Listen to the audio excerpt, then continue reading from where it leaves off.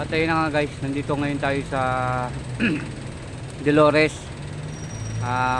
Susubukan nating puntahan si Idol Lingwel.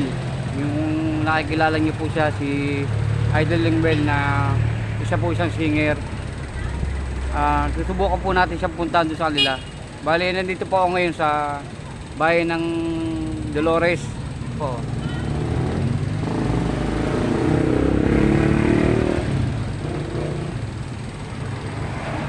Ayan po yung mga yung naparada po ng tricycle. Ay, dito na natin puntahan si Idol. Baka sakaling makita natin doon. Pero gagawin natin lahat para makausap natin siya. May imbitahin natin sa pesta.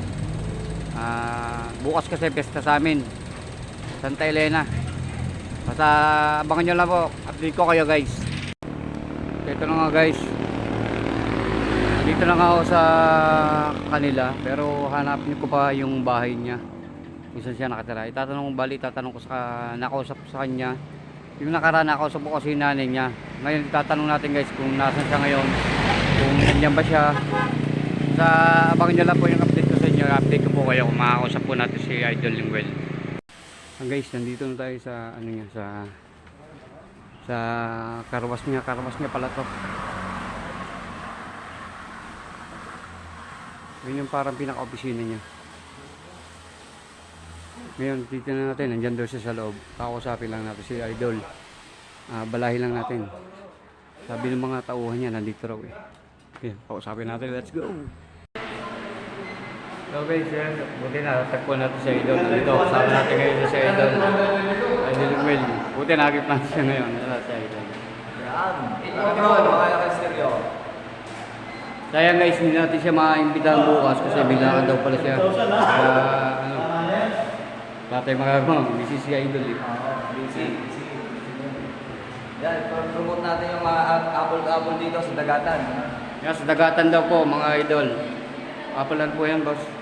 Yung mga gustong tumaya. Mga gusto daw tumaya, Apple lang ng apps po yan, Idol. Apple. Dito lang sa Dagatan. Sa Dagatan daw yan mga Idol. Carwash. At saka Sa may carwash. Sa inyo rin po itong carwash na pa. Oo, at saka sa magkakabilyaran yan. Magkakaroon na. Kaya natin doon. Ha? Maganda nga location. Kaya mga Idol, pag gusto yung punta rito, sa Dagatan lang to, sa Dagatan lang. Sayang, bilakat si Idol pala eh. Busy tayo ngayon. Mayuhan. Di ba mga Idol, update ko na lang ulit yan. Okay lang tayo pwede.